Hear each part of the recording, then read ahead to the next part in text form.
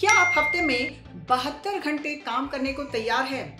जी हाँ, यही वो सवाल है जिसने एक बार फिर पूरे भारत में वर्क कल्चर पर एक बड़ी बहस छेड़ दी है। इसकी वजह है इन्फोसिस के फाउंडर और दिग्गज उद्योगपति नारायण मूर्ति।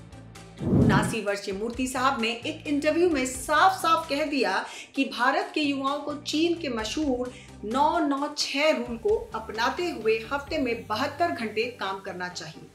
आखिर ये 9-9-6 रूल है क्या?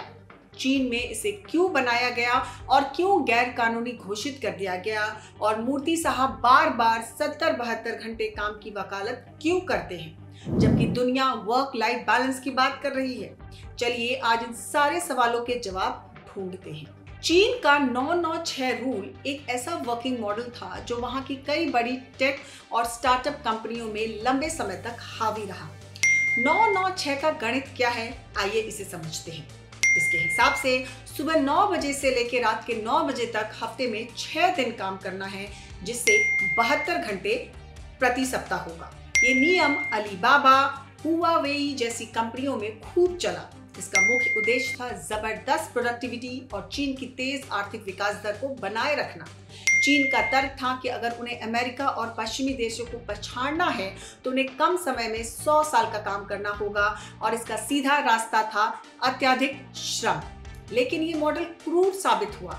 इसकी आलोचना इतनी बढ़ी कि 2021 में चीन के सुप्रीम कोर्ट ने इसे अवैध घोषित कर दिया, क्योंकि ये मॉडल कर्मचारियों की सेहत, तनाव और निजी जिंदगी को पूरी तरह से नष्ट कर रहा था।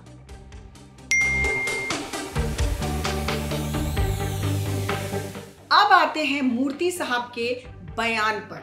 वो मानते हैं कि भारत को भी चीन के 9-9-6 मॉडल को अपनाना चाहिए।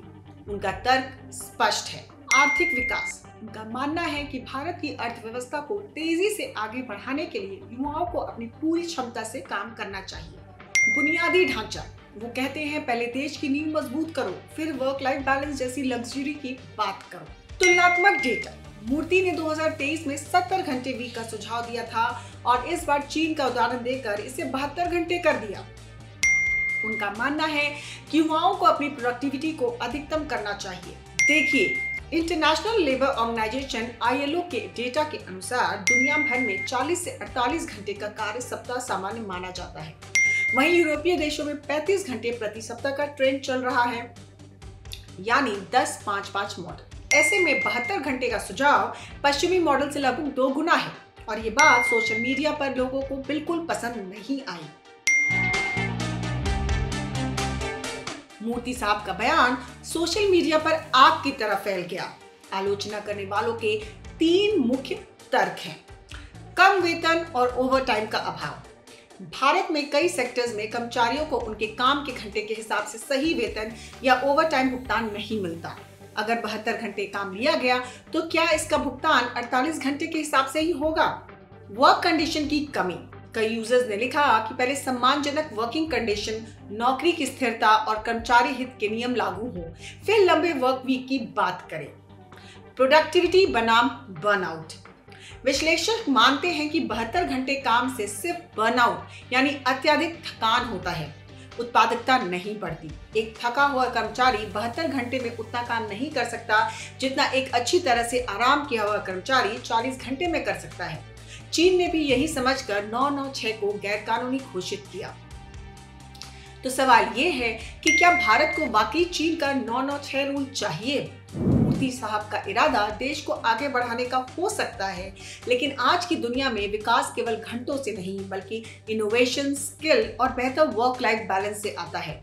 चीन ने भी समझ लिया कि 72 घंटे की रेस में इंसानियत और खुशहाली हार जाती है।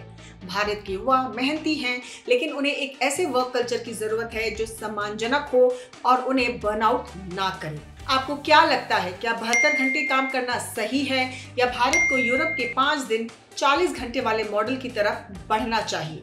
अपनी राय हमें कमेंट बॉक्स में जरूर बताएं।